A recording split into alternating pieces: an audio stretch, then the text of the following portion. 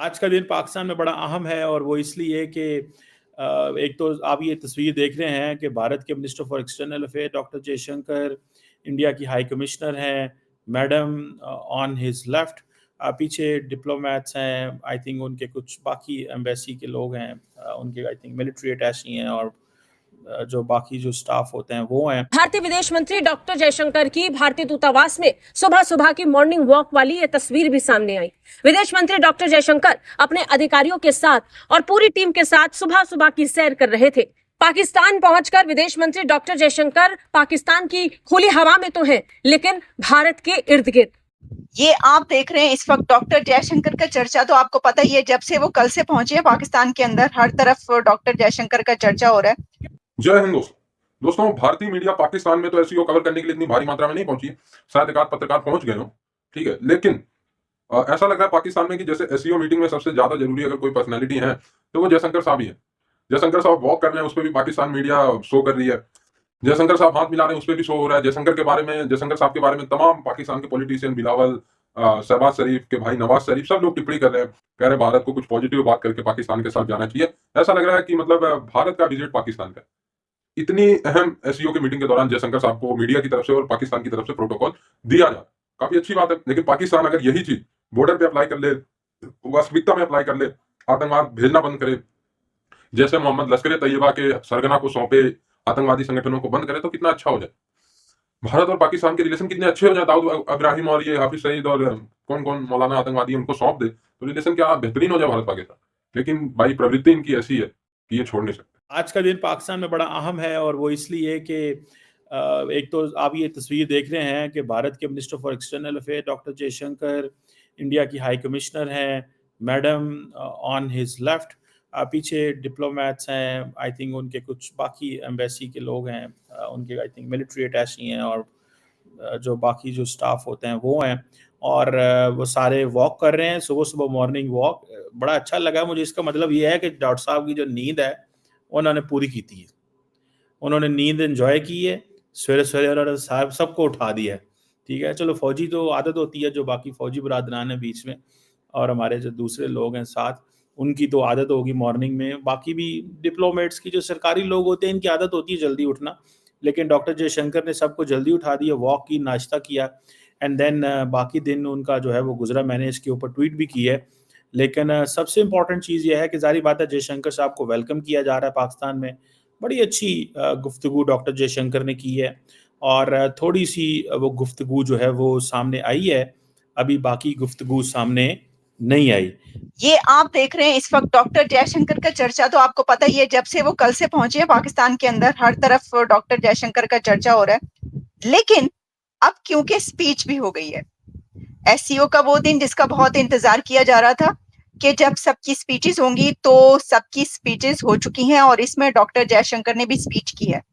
हम उस स्पीच की बात करेंगे कि कितनी सिग्निफिकेंट स्पीच है डॉक्टर जयशंकर की है और इसमें उन्होंने क्या कहा है ये आप देख सकते हैं कि डॉक्टर जयशंकर और शहबाज शरीफ प्राइम मिनिस्टर ऑफ पाकिस्तान ये इकट्ठे मौजूद हैं। सुबह जब वो पहुंचे डॉक्टर जयशंकर अटेंड करने के लिए ये एससीओ की समिट का ये वाला दिन, तो फिर उनको शहबाज शरीफ ने वेलकम किया उस वक्त और वहां पर खड़े होकर ना सिर्फ उन्होंने वेलकम किया बल्कि दोनों ने वहां पर फोटोग्राफ उतरवाई है, पिक्चर ये हर तरफ वायरल हो रही है, उनसे बातचीत हुई है। और कल रात की निस्बत यानी इससे पहले वाली जो रात जो दोनों की मुलाकात हुई थी उसमें जो दोनों की बॉडी लैंग्वेज नजर आ रही थी, उससे बेहतर ये जो आज का दिन था, ये इसमें बेहतर बॉडी लैंग्वेज और ज्यादा इंटरेक्शन हुआ है और थोड़ी सी जिसे कहते हैं ना कि मुस्कुराहटें वो भी ज्यादा नजर आई हैं। एक और बड़ी अहम बात यह है कि डॉक्टर जयशंकर ने कमाल का काम कर डाला है और वो ये उन्होंने काम किया है कि उन्होंने पाकिस्तान में एक ट्री लगा दिया है, दरख्त लगा दिया है, ट्री प्लांट कर दिया है। कहां पर? इंडियन हाई कमीशन में। मैं आपकी इसकी डिटेल बताऊंगी, सिर्फ अभी आपको फटाफट एक तस्वीर दिखा देती हूँ। ये देखिए जी, ये, लेकिन इस पर हम आते हैं बाद में।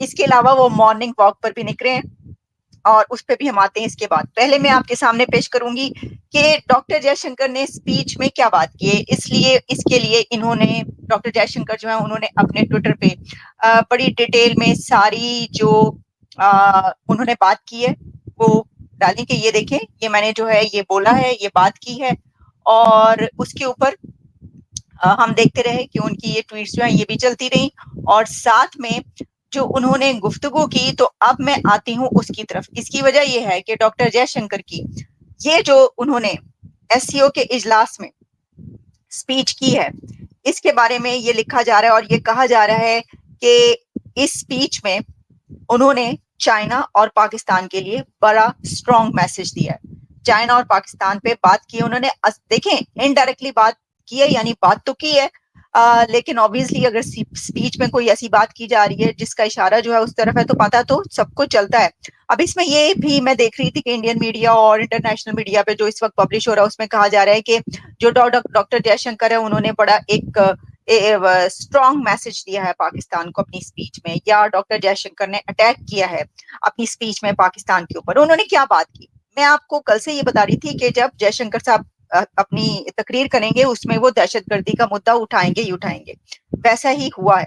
मैं अगर आपको इसका क्रक्स बता सकूं, स्पीच उनकी बहुत जबरदस्त है, बहुत कॉम्प्रिहेंसिव है, लेकिन क्योंकि बहुत एक बड़ी स्पीच है तो हम सबको, तो हम उसमें एक एक वर्ड आपको नहीं बता सकते, लेकिन मैं आपके सामने पेश करूं उन्होंने क्या कहा। उन्होंने कहा है कि if activities across borders are characterized by terrorism, extremism and separatism, they are hardly likely to encourage trade, energy flows, connectivity and people-to-people exchanges in parallel, he added.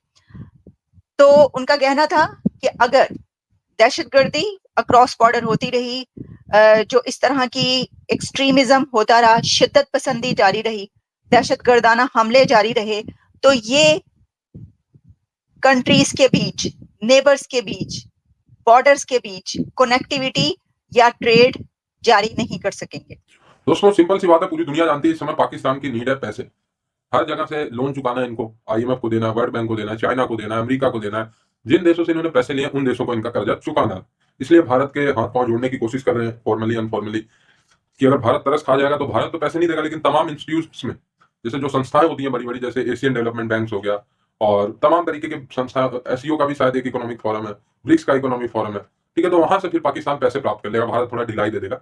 इसलिए भारत के साथ ये रिश्ते अच्छे करना चाह रहे, प्लस भारत के साथ ट्रेड करना चाह रहे। लेकिन भाई भारत की नीति सिंपल है, जयशंकर साहब की, हमारे जो करंट रूलिंग पार्टी, उसकी नीति सिंपल है कि जब तक पाकिस्तान आतंकवाद को नहीं छोड़ता है, ये नहीं कि तुम रात में टेररिज्म भेजो, दिन में ट्रेड करो, दिन में पैसे लो, तो एक तरीके से वही वाली बात हो जाएगी, भारत खुद अपने ऊपर अटैक कराने के लिए पाकिस्तान को पैसे दे रहा है। हम ट्रेड करेंगे, वो पैसे कमाएंगे, उस पैसे का प्रयोग आतंकवादी करेंगे और फिर हम पे ही हमले होंगे।